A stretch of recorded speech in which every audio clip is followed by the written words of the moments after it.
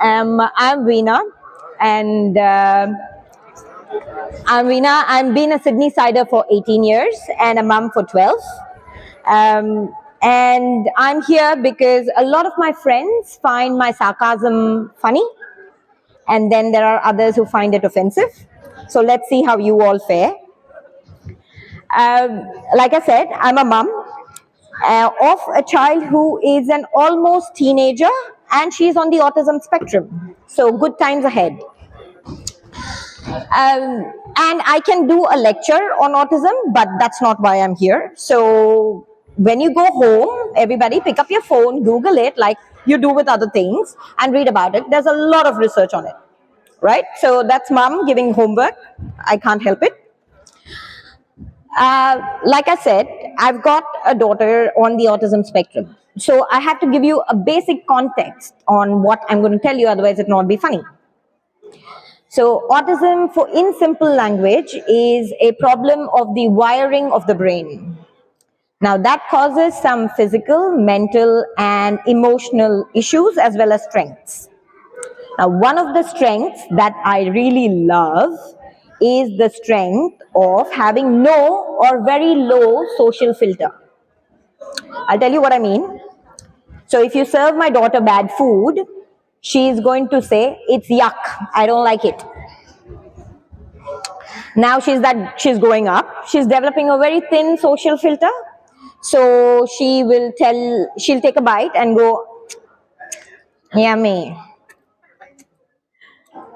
And then if you ask her for the next bite, she will say no and run away. Another example that happened today before I came here, she looked at me up and down and she goes, "I don't like what you're wearing, change it." I'm not quite sure how many here are brave enough to tell your loved ones the food that they made is not good and the clothes that they're wearing is not nice. That's the neurotypical brain that stops you because it tells you fear the consequence. Yeah.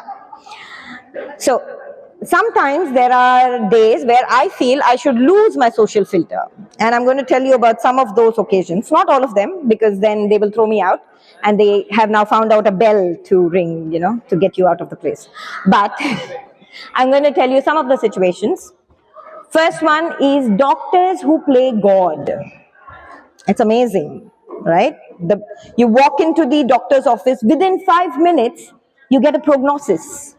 Amazing. Imagine the amount of time that you've saved and so much you can do with it. So when my daughter was a year and a half, I went to a pediatrician and I walked in 5 minutes in. He goes, "She can't walk, she can't talk, she's going to grow up like a vegetable." Well, as a parent, a new parent, there were a lot of thoughts going in my head, as you can imagine. First thought, but who made you God? And the second thought was, second thing was my daughter was on my lap. So I handed my daughter to my husband, walked up to the doctor and punched him. Thank you for the claps. I didn't. I should have from the claps. I didn't. The social filter, right? Social filter. I didn't do it. But 10.5 years later, she can run away from bad food, like I told you, and she can't stop talking. So that's why she's not here, because nobody else will get to talk. And I had a thought of locking her up with the doctor for an hour, but then on second thought, I thought I don't want to spend $300 to prove my point. Not really worth it. Then the second set of things is people who there are some services in this community that we get, right? Free services, like unsolicited advice, there is judgments, and lots of other things. So some of those that I get to hear a lot of is, there are some experts who are not really experts. If you were experts, I would love to hear from you. So please. But if you're not, there are experts who tell you what I should feed my daughter and what I should do with her and the therapies and the doctors and everything. Well, thank you for your concern. I'm a parent. I do this 24/7, 365 days of a year, and I'm truly, madly, deeply involved in this cause. So, thank you. Come again. The other one is people who think they are giving you encouraging comments, right? She's going to grow out of it. Not a piece of dress, not a shoe. It can't be outgrown.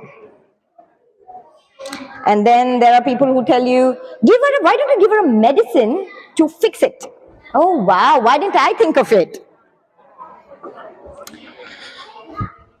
If you have a prescription for that medicine, I would love to have it. Seriously. Now, the last one, like I said, I can go on for hours and people will think I'm a whinging mom. So I'm not going to do that. So the last one of the lot is people who think they're giving you a compliment or giving your child a compliment, right? And the favorite one of that is, my favorite one is, oh, she looks so normal. Oh, thank you. You look normal too.